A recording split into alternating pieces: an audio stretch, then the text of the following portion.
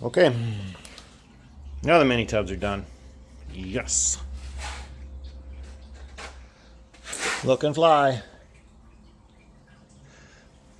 One thing I neglected to mention in the video this morning is, let's see if I can find you a piece here. Okay, here's the frame piece that we cut out. Now, in the instructions, it said that this new notch plate, that's what it's called, notch plate.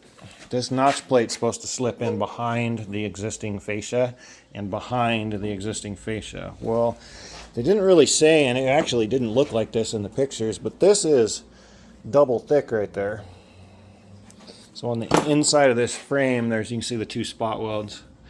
There was an extra bracket that went across here to strengthen all this area up. Well, when I got done welding this thing together, because of this double thick spot right here, it had a really gnarly step into it.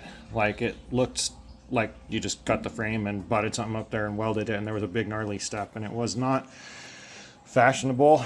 Granted, this is the wheel well, nor did it make me feel good about that, because back here is where our torque arm cross member is going to mount, and then it's going to mount to coilovers, and then the torque arm and the control arms. So the control arms are going to come up here and get mounted in here, and then the torque arm is going to get mounted all the way up here. Well, my fear was, and looking at all the geometry of this, is if we load this thing up in the back all the way at the tail lights, let's say we're driving down the road and we hit a hot pothole and it hits the bump stops and all that weight gets forced down, that's going to force all that weight this way around the pivot right here, which is going to apply a bunch of leverage right there. And so I was like, I'd really like to fish plate that thing.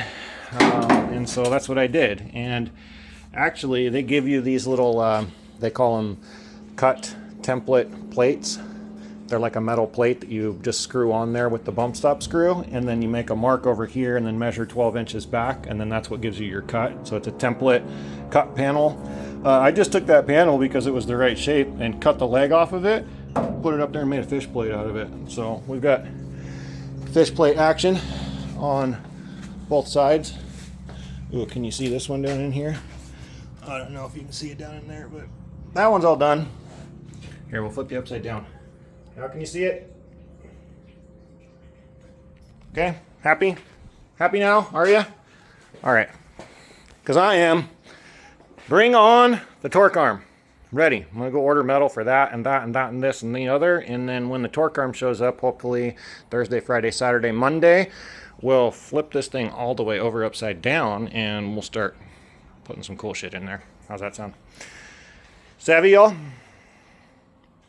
Oh, shop full of parts. And I'm neck deep trying to keep it all straight. We'll talk to you guys soon. Much love. Have a great week. Thanks for being here, y'all. Take care.